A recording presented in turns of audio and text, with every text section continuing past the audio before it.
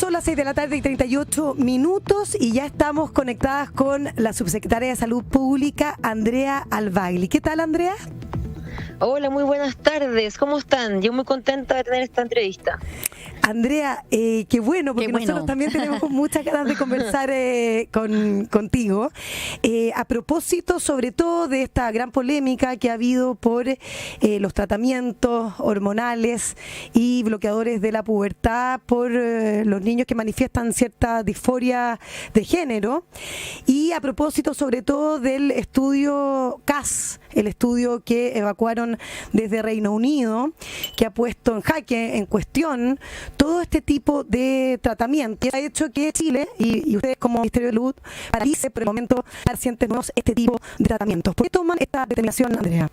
Sí, yo para comenzar la conversación quiero tomarme de algo que es correcto como lo describes, que en las públicas ha generado una cierta polémica. Yo creo que eso ocurre cuando también hay esa confusión de esa discusión es la conversación que estamos teniendo. Entonces, para comenzar, dar esos márgenes de lo que está en discusión y aquello que no está en discusión. Entonces quiero partir por recordar que en nuestro país desde 2018 la ley 1120 reconoce la protección del derecho a la identidad de género. Entonces eso ya es un elemento que es un derecho y es ley de la República y por ende eso es lo que mandata el Ministerio de Salud a poder está responsable de poder entregar una intervención sanitaria a las personas que son trans o conforme a una persona afirmativa. Lo que significa la persona afirmativa es acompañar el proceso de exploración identitaria de las personas trans y género conforme. Hace cierto que no hay nada de malo con tener una identidad de género distinta al sexo asignado al nacer. Eso es como lo que ya existe y por ende eso no es algo que está en discusión. Ahora una pregunta de eso, en discusión ahora, Andrea, es dentro pero de esta, para dejar esa duda al tiro, porque la ley establece, la misma ley que dices tú de 2017 establece que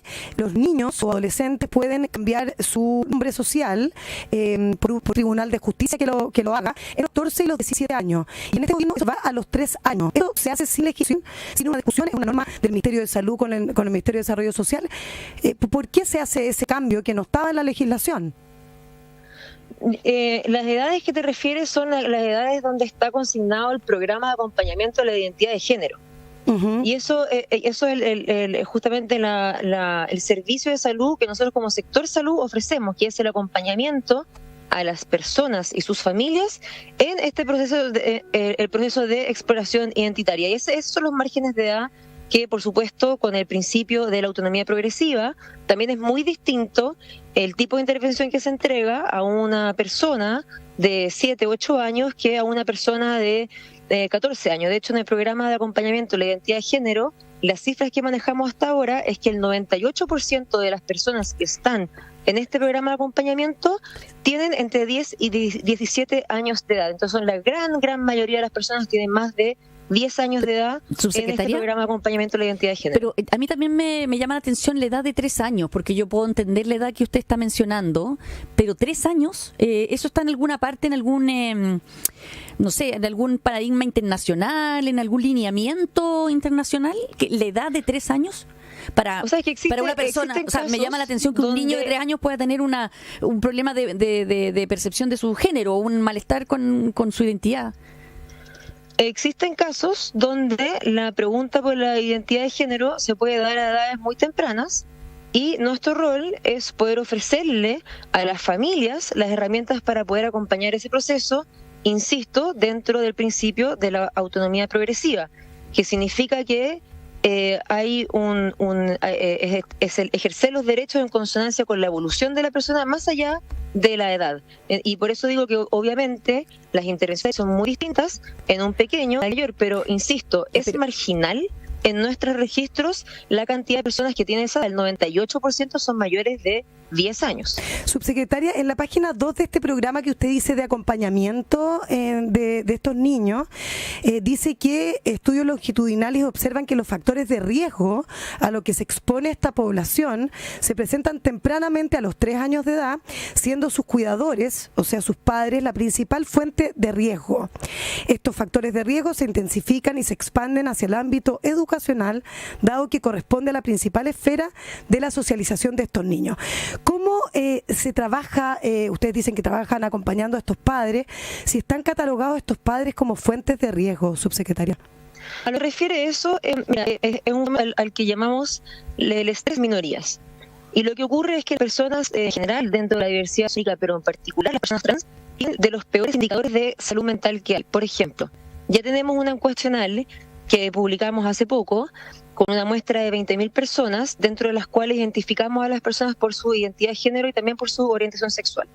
Cuando hacemos el análisis por identidad de género, por ejemplo, podemos ver que las personas jóvenes que se identifican como cisgénero, quiere decir aquellas personas cuya identidad de género se condice con el sexo asignado al nacer, porque quiero recordar que personas tenemos identidad de género, todas, las personas cisgénero, un 2,3% de ellas tienen síntomas severos de salud mental. Mientras las personas transgénero, eso aumenta a un 10%, muchísimo mayor. Y mientras en la población general solo un 1% de la población nacional reporta un intento de suicidio, esto en diferentes estudios para población trans está entre el 25 y el 26%, y el 74% de las personas refiere que este intento de suicidio es antes de los 19 años. Entonces, partimos de ver que las personas trans tienen peor indicador de salud mental, y eso no es porque sea una patología en sí misma, porque no lo es, sino porque están más expuestas a experiencias de discriminación y de violencia a nivel social en todas las esferas de la vida, y eso es lo que se llama el estrés de las minorías. Y para esto también tenemos cifras en base a la misma encuesta. Por ejemplo, preguntamos por algunas experiencias de discriminación en cosas muy cotidianas, como personas a quienes se les niega el ingreso a un baño, o personas a quienes se les excluye de una organización, o personas a quienes se les niega el acceso a un lugar de diversión. Estas tres experiencias en personas cisgénero, el porcentaje de personas que ha experimentado esto es 0.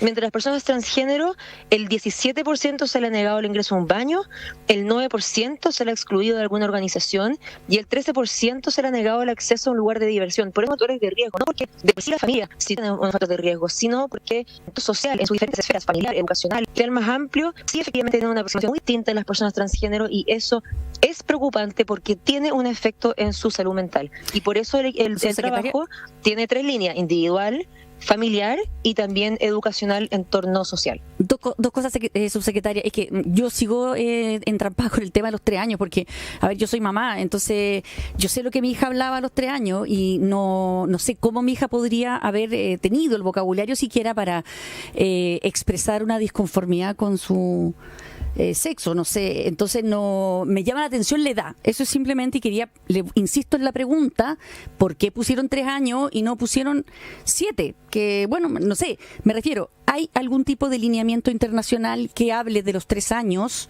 Porque me llama la atención. Eso por una parte. Y dos, que el CAS justamente dice que no hay una evidencia real para que hay mayor suicidio en este tipo de niños.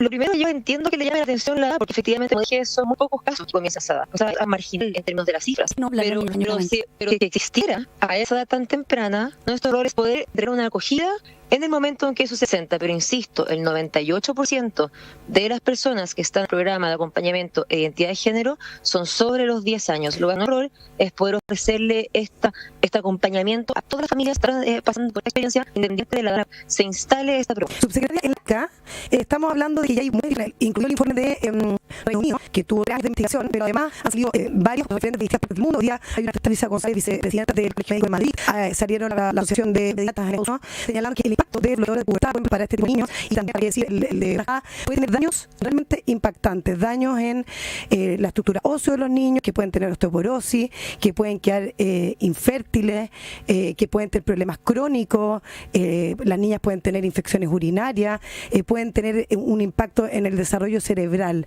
Ustedes que han implementado este programa, ¿están considerando este tipo de daños para niños? Que hay niños que pueden haber manifestado esta disforia y que realmente son niños trans, pero también hay niños que pueden estar enfrentando otro tipo de problemas como depresión o no conformidad con su cuerpo, pero que eso termina pasándose con los años. ¿Es un elemento que ustedes están considerando? Eso, número uno. Y número dos, saber quiénes integran el comité que ustedes acaban de crear y si hay diversidad de pensamientos entre esos técnicos o solamente hay representantes de esta metodología afirmativa. Varias cosas acá. Lo primero que quiero destacar es que el informe CAS dice hartas cosas y de hecho tiene varios puntos que son interesantes. Y hay algo que el informe CAS no dice.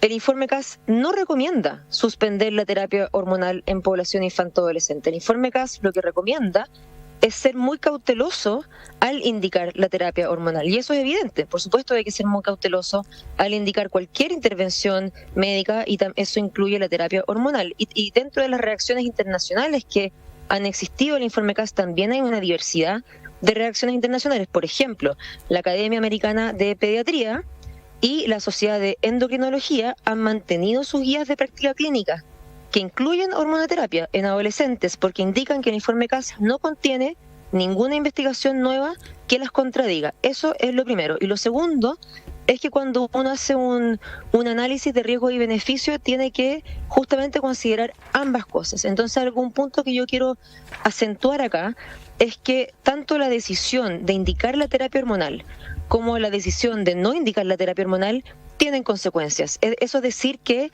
el no indicar la terapia hormonal no es una actitud neutra, porque su ausencia sí puede llevar a un agravamiento de síntomas de salud mental en niños, niñas y adolescentes trans y género no conforme. Y además también la evidencia de los efectos dañinos a largo plazo en términos de efectos cardiovasculares y también de osteoporosis también es de una evidencia de un nivel de certeza que es bajo. Entonces uno tiene que hacer un análisis ahí, poder hacer un equilibrio entre cuáles son los beneficios en salud mental y los potenciales efectos dañinos en términos de salud física para poder decidir si indicar o no la terapia hormonal. Y ese es justamente el ejercicio que está haciendo el comité que hemos convocado, que está compuesto, yo diría, por dos grandes actores. En primer lugar, como esta es una pregunta clínica, es decir, de cuáles pueden ser los efectos en la salud física, hemos convocado a las sociedades científicas, a las sociedades científicas que para continuar más bien la revisión de la evidencia que nosotros ya comenzamos el 2023, porque este es un trabajo que el Ministerio de Salud empezó hace más de un año, a revisar la evidencia que existe sobre los beneficios y los posibles riesgos de el uso de la terapia hormonal. Entonces convocamos a las sociedades científicas para poder continuar con este análisis. Y además de las sociedades científicas que están incluidas, se los leo de inmediato, están incluidas la Sociedad Chilena de Pediatría, de la Sociedad Chilena de Ginecología Infantil y Adolescencia, de Psiquiatría y Neurología de la Infancia y Adolescencia, de Endocrinología y Diabetes, el Centro de Medicina Reproductiva de la Universidad de Chile, y también se hará un trabajo que ya convocamos con las agrupaciones de la sociedad civil de personas de la diversidad sexogenérica y sus familiares. Entonces, ya, después nos pueden entregar los nombres concretos, subsecretaria, que pueden dar un análisis médico sobre la seguridad del uso de la terapia hormonal. Perfecto. Y para cerrar, porque es una pregunta que también tenía ahí pendiente, que no tiene nada que ver con este tema, y es este spot que ha sido muy criticado, la campaña que usan para se lleva campaña de donación de órganos, hubo una acción en redes sociales, se ha considerado del gusto desubicada, incluso personas que son molestan muchísimo ver esa campaña. ¿Qué les dice usted al respecto? Lo primero es que nosotros conocemos que spot genera comodidad, y el generar comodidad es entrega beneficio que instala la conversación. De hecho, digamos conversando de spot de donación de órganos y de donación de órganos por impacto este spot, porque el objetivo, lo que nosotros queremos hacer es que esta sea una conversación que llegue a las familias por lo siguiente. Porque en nuestro país, de acuerdo con lo observado durante el 2023, y que es una cifra que se ha mantenido en los últimos 10 años, el 49% de las familias, en un contexto entendiblemente de dolor al enfrentarse a la pérdida, impiden la donación de sus familiares fallecidos mayores de edad, que son donantes universales todos por ley. Ya, pero entonces lo que nosotros queremos hacer es instalar esta conversación en las familias para que se pregunten, están familias, y puedan declararse cuál es su voluntad de ser donantes, porque donar salva vidas. Ahora, entendemos que hemos escuchado las voces al respecto que se han referido hacia la campaña, y es por eso que nosotros vamos a seguir buscando las formas adecuadas para poder comunicar este mensaje, que es muy importante, porque lo que hay que recordar es que el ser donante salva vidas. Por supuesto que sí, y yo también soy donante y la apoyamos 1000%. Lo que pasa es que no sé cómo, a partir de esa imagen y ese mensaje, un familiar va a querer o se va a sentir más incentivado a donar el cuerpo de un familiar cercano que acaba de fallecer. Bueno, le dejamos la inquietud ahí a ver qué ocurre con aquello. Muchas gracias, subsecretaria. Gracias. Que esté bien, subsecretaria. Que les vaya muy Andrea bien. Bagli. Un abrazo. Bien. Chao. Muy buenas tardes. Hasta luego. Chao.